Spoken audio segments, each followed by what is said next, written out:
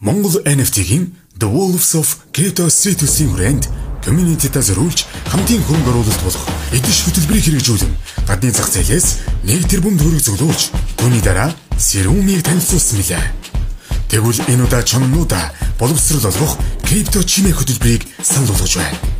Энэхүү хөтөлбөрийн хүрээнд цаг үеийн мэдээ, анализ, арилжааны ханшийн хөдөлгөөн зэргийг дэлхийн шилдэг 5-аас 6 эксруулжаас бэлтгэн монгол хэлээр хамгийн хямдар хүргэх үйлчилгээ юм. Энэ үйлчилгээнд бүртгүүлснээр сард 3,000-аас 5,000 долларын үнэлгээ бүхий үнцэнтэй мэдээллийг нэг аяг кофений үнээр өдөр бүр бусдаас төрүүлж авах боломжтой. Крипто чимээ үндсэн үнэн 300,000 төгрөгийн үнэтэй ба чон эзэмшигчид 100,000-аас 150,000 төгрөгөөр хүлээн авах боломж бүрдэх юм. Монгол NFT боловсролтой чон крипто чимээ.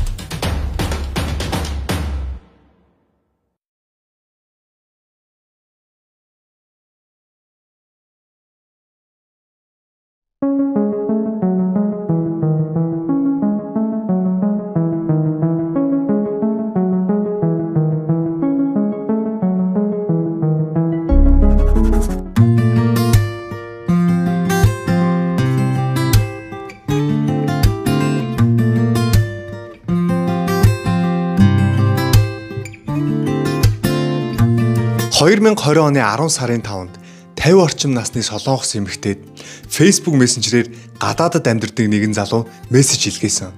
За энэ хоёр өдөр болгон мессенжерээр харилцаж бие биентэйгээ дотносон. I love you so much. I will be there.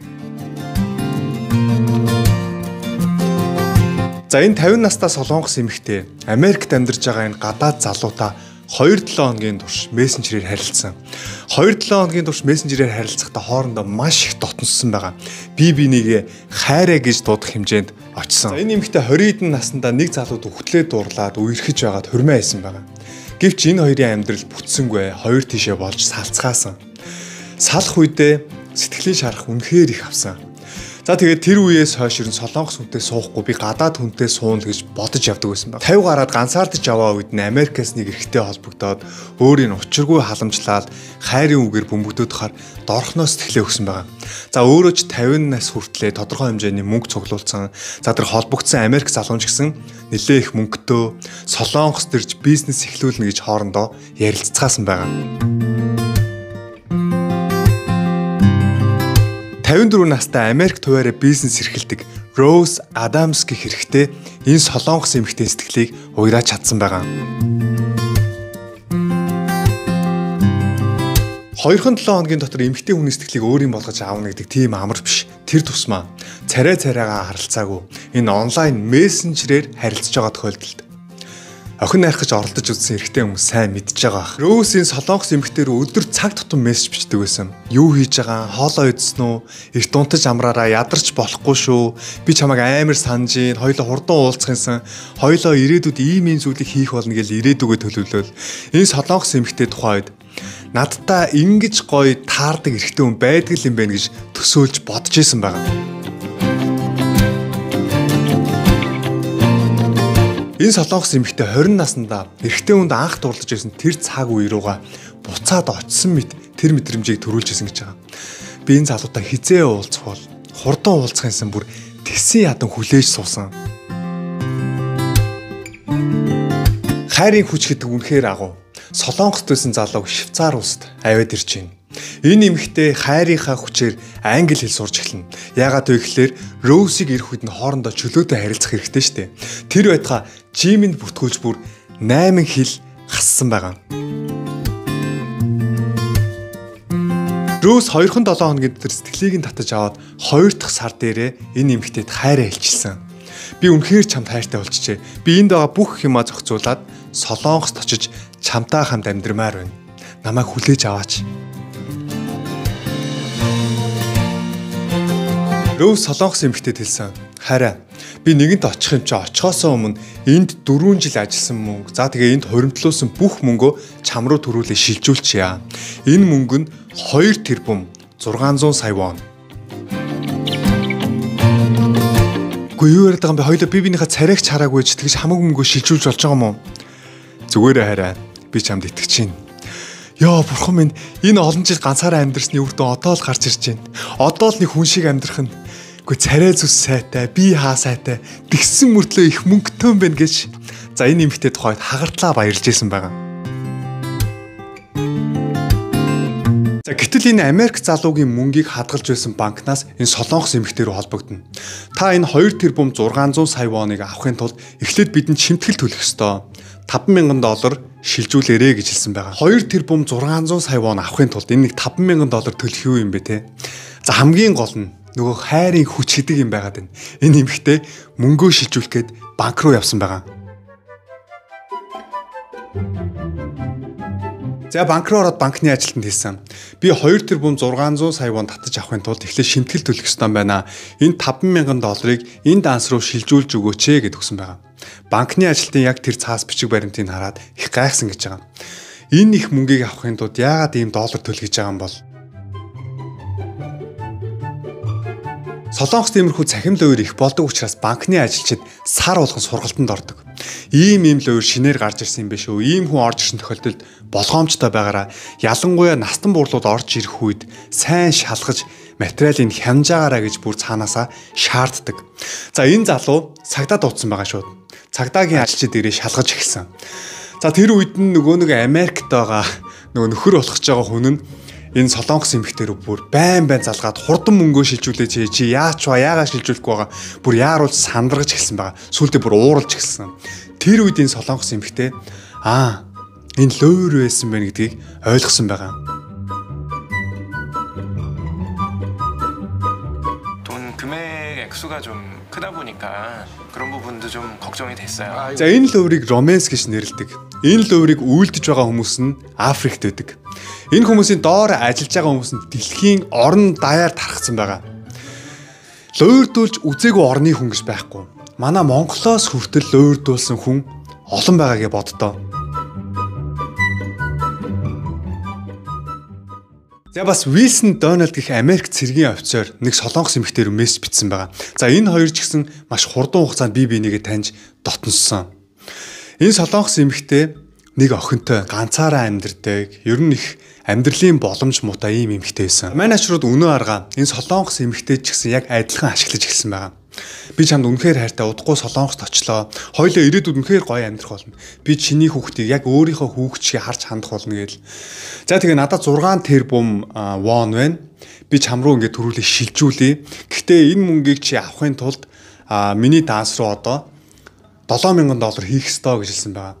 За тухайн үед энэ эмэгтэй 3 настай нялх хүүхэдтэй охинтой. За тэгээ тэр охиноо харж ханддаг. Тэгээ өөрөө биеийн өвдөд ажилласаа гарцсан мөнгө өгөх боломжгүй байсан учраас би өгч чадахгүй нэ гэд зөвшөөрөв. За тэгэнгუут нь өнөө гарууд энэ эмэгтэй сэтгэл зүгээр нь тоглож эхэлсэн байгаа. За болохгүй бол боломжгүй бол яах вэ? Би өөрөө аргалж байгаад яаж хийж байгаад явуулахыг бодъё. Хоёлоо очиж байгаад ямар ч гэсэн гоё амьдрнаа. Солонгост хаана амьдрахад гоё үдээ. Хоёлоо яг тэр амьдрахад гоё орчинд нь гоё байр худалдаж аваад амьдрын шүү гээл. Тэгэнгუут энэ эмэгтэй мэдээж за яаж хийж байгаад нөгөө мөнгөний олоод явуулчих юмсан 6 тэрбум вон гэдэг чинь бас бага мөнгө биш шүү дээ. Энэ мөнгөний авчих юм бол үнэхээр энэ хүний хэлж байгаад адилхан гоё амьдрах чинь бэлүүгээд. Энэ эмэгтэй 10 жилийн турш төлж ирсэн даатгалаа цуцлуулаад мөнгө авна. Үлдсэн мөнгийг найзуудаасаа уцтаж зээлсэн байгаа. Арайч нэг мүү 8 сая вон босгоод нөгөө хүн рүүгээ шилжүүлж орхисон. Энэ 8 сая вон гэдэг энэ эмэгтэй хувьд өөрт нь байгаа бүх мөнгө нь луур гэдгийг мэдэнгуудаа амиа хорлох шийдвэрийг гаргасан байгаа. Даанч 3 настай охиноо хараад амиа хорлож чадаагүй. За энэ романс гэх луурт өртөж байгаа хүмүүсийг хараад дандаа ганц бие хүмүүс байдаг. Ганц бие хүмүүсийн дэр ганцаардж яваа сэтгэл зүйдээр нь тоглолт хийж мөнгө залилж авдаг. What I lost with him was probably well over 500,000. I did everything. I cleaned myself out. I sold my house. 2020 он Солонгост энэ романс гэх луурдуулсан хүмүүсийн алдсан мөнгө нь 10 тэрбум вон гарч ийн гэж байгаа.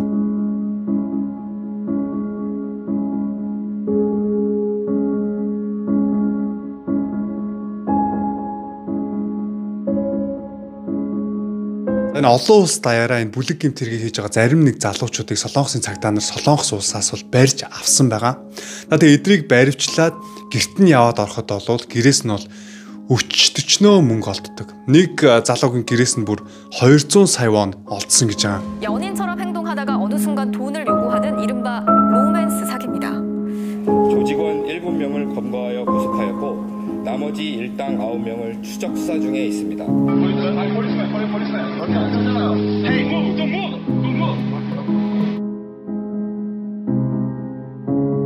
Тэгэхээр сүүлийн үеийн цахим орчинд луурдуулж байгаа хүний тоо эрс өсөж байна. За зөвхөн Солонгос, Монгол гэлтгүү дэлхийд даяараа луурдуулж байгаа хүмүүс маш олон байгаа. За үүний хамгийн гол шалтгаан нь мэдээж энэ ковид гэдэг өвчин бол нөлөөлсөн. Ковид гарснаас хойш хүн болгон цахим энэ орчин руу шилжсэн, ажлаа гэрээсээ хийдэг болсон, цалингаа авахдаа дансаараа авдаг болсон. Гэх мэтчлэн үүнийг дагаад өнөө луурчт нь цахим энэ орчныг ашиглаж луураа маш их хийдэг болж байгаа. Тэгэхээр та бүхэн бас гайхаж байгаа бах. Ийм юмд итгэж мөнгөөлжүүлээд тахтай ингээд яалтчгүй луурдуулсан хүмүүс гарч ирээд л байна. Энэ хүмүүс өдөрт 1000 хүн рүү бичлээ гэхэд нэг хүн тэр өрхөнд нь ордог л байхгүй юу. Тэгэхээр Монголд энэ цахим луур болж байгаа хэд хэдэн кейсүүдийг би та бүхэндээ танилцуулъя л да. За хамгийн их болж байгаа нь за нэг залуу руу нэг хөөхөн охины зурагтай Facebook аккаунтнаас мессеж бичдэг юм байна. Сайн байна уу ага танилцъя гэдэг. За тэгээ нөгөө убаан мэдээж нөгөө охинтойгоо танилцсан шүү дээ. Тэгээ хоорондоо мессенжер бичлцээд өгөлцөж авалцаад тэгээ хаана амьдрт ингээд. За тэнгууд нь нөгөө нэг охин нь нөгөө залуу руу ага би ингээд гэрээсээ гарцсан юм аа. Би ингээд хот орох гэсэн юм аа. Надаа унааны мөнгө байдаггүй. Та над руу нэг 30k шилжүүлээч. Тэгээ би хот ороод танаад очиж болох уу? Тантай очиж уулзмаар байна. Тэрэнд нь итгээд 30k-гийн данс руу шилжүүлчихдэг юм байна. Тэнгуут нөгөөдгөө шууд блок хийгээд алгуулцдаг гэж байгаа байхгүй. Тэгээ цаана яг эрэгтэй хүн ч байт юм уу, эмэгтэй хүн ч байт юм уу, тэрийг бол хинч мэдэхгүй шүү дээ. Энэ залуучууд чи энийг цагдаад мэддэх боломжгүй байхгүй. Яагаад вэ гэхээр өөрөө одоо эмэгтэй би ямар эмэгтэй хүнтэй уулзах гэж хагаад луурдуулчлаа гэд хэлэлтэй шүү дээ. Энэ чинь бас айгүй тийм нэг цагдаад мэддэхэд тийм нэг хэцүүхэн байдалд өөрөө орчиж байгаа байхгүй. За энд бас энэ өв залгамжлал гэдэг нэртэй луур байна. Цахим хаягаар Лив улсад байлдаж байгаа Америк нэгдсэн улсын цэргийн түрүүч гих хүнтэй цахим хаягаар харьцаж тусгай ажиллагааны явцад Монгол улсын иргэн Сүхбаатар нь ам эрсэтсэн бөгөөд Исламын бүгд найрамдах улсад их хэмжээний бэлэн мөнгө болох 4,430 мянган долларын хадгаламжтай юм байна. Өв залгамжлалаар танд олгогдохоор байна гэж итгүүлэн илгээмжийн зардалд Исламын бүгд найрамдах улсын банкнд данс нээлгэх хэрэгтэй. Улс хоорондын их хэмжээний гүйлгээ тул татварын мөнгө төлөх гэж хуурч иргэн сүнжид маань 2018 оны 6 сарын 1-ний өдрөөс 2018 оны 9-р сарын 11-ний өдрийн хооронд 6 удаагийн үйллэлээр нийт 27750 доллар буюу 77 сая төгрөгийг бүгд найрамдах Турк улсын банк руу шилжүүлэн өгч залилуулсан байна гэж. Тэгэхээр үнэхээр харамсалтай байгааз 77 сая төгрөг хвих гэж алга. Цагдаагийн ерөнхий газрын мөрдөн байцаах албанаас авсан энэ мэдүүлгийг уншиж өгье л доо. Цагдаагийн байгууллагад 2012 оноос 2021 онд буюу сүүлийн 10 жилийн хугацаанд нийт 278,189 гэмт хэрэг бүртгэгдснээс эрүүгийн хуулийн 17-гийн 3 дугаар зүйл заасан залилах гэмт хэрэг 32,288 буюу 11.6%-ийг эзэлж байна. Залилах гэмт хэрэг 2012 оноос 2018 онд жилд дунджаар 1967 бүртгэгдэж байсан бол 2018-аас 2021 онд 4472, 2021 онд 6558 бүртгэгдэж жил дараалан хурдцтай өсөж байна гэсэн байна. Тэгэхээр огцон өссөнийг та бүхэн анзаарж байгаа. 2022 оны эхний 5 сарын байдлаар залилах гэмт хэргийн 3618 буюу 65.5% цахим орчимд үйлдэгдсэний 1233 буюу 34.1% нь Facebook-ээр мөнгө зээлэх, бараа худалдан авалт хийх цахим орчимд харилцаа тогтоон тухайн хүнийхээ итгэлийг олж мөнгө шилжүүлэх хүсэлт илгээх, баг хүүтэй зээл санал болгож урьдчилгаа шимтгэл авах, олонний танил хүмүүс болон байгууллагын нэрийг барьж азтан тодруулах зэргээр 754 буюу 20.8% нь хандив тусламж авахаар цахим орчимд хандсан иргэдийн Facebook хаягийг ашиглан хуурамч данс нээж залилсан. 110 буюу 3% нь байр түрээслэх, 1476 буюу 40.1% нь бараа худалдан авалт. Зээл авахаас өмнө шимтгэл төлөх, найз нөхдийн нэртэй хуурамч хаягаас яаралтай мөнгө зээлэх хүслийг явуулж урьдчилан бэлтгэсэн дансанд мөнгийг шилжүүлж авах зэрэг арга хэлбэрээр үйлдэгдэжээ гэсэн байна. Тэгэхээр энэ цахим луур гэдэг Монголд ч гэсэн айгүй их болж байгааз энэ тоо үзүүлэлтийг харахад бол миний боснаас хавьгүй хамаагүй их байна. Тэгэхээр сүүлийн үед энэ Facebook, Instagram-ыг хакерддаг хүмүүс бас айгүй их байна те. Хакердаж авангуудаа шууд ээж аав, төрсэн ах эгч рүү мессеж бичээл би ийм хэрэг төвд орооцолтчлоо. Гялс миний данс руу тэдэнд дөрөг шилжүүлээд гэхэд ловер айгүй хийдэг болсон байлээ. Тэгэхээр ерөөс одоо зүгээр царайгаа харалцаж уцаар яг хоолойг нь сонсч ярьдгүй юм бол ер нь бол энэ цахим орчноос ирж байгаа зүйлд бол итгээ димийтэй. Уянга битэрийн хувьд бол цахимаар танилцчихсан. Гэтэ битэрийн хувьд бас өөр л дөө. Би бол угаасаа YouTube хийдэг олон царайгаа дэлгэцэн. Миний бол бүх зүйлүүд угаасаа мэдээлэлүүд YouTube-д байсан. За уянгагийн хувьд ч гэсэн Instagram хаяг руу н ороод харахад бол тэр хүн бодит хүн байна. Яг байгаа оршин тогтнож байгаа хүн байна гэдэг нь бол тодорхой байсан л та. Тэгэхээр бол би биндээ 100% итгэсэн гэх юм уу. За тэгээ битэр чинь voice банк өгөлцөж авалцдаг, видео call хийж би бинийхээ царайг харж ярьдаг. Тийм болохоор бол тийм би биндээ бол итгэсэн. Тэгэхээр манайхаа энэ цахим лөөр гэдгээс болгоомжтой байцгаагаараа ер нь хүнд итгэхээ болсон хорвоо болчиход байгаа шүү. Тийм ганцаараа явж чинь, сингл байна. Ганцаардж чинь гээд хаа хамаагүй тэр холоос ирж байгаа хүний мессенжэнд итгээд хамаагүй байгаа мөнгөө шилжүүлээд унваа. Анхаарал, сэрэмж, болгоомж гэдэг бол бидэнд хизээч илүүдэхгүй шүү. За тэгээ өнөөдрийн минь бичлэгтээ хамт байсан та бүхэндээ маш их баярлалаа. Тэгвэл залбаа хийвтэй. Дараагийнхаа бичлэгээр уулзлаа.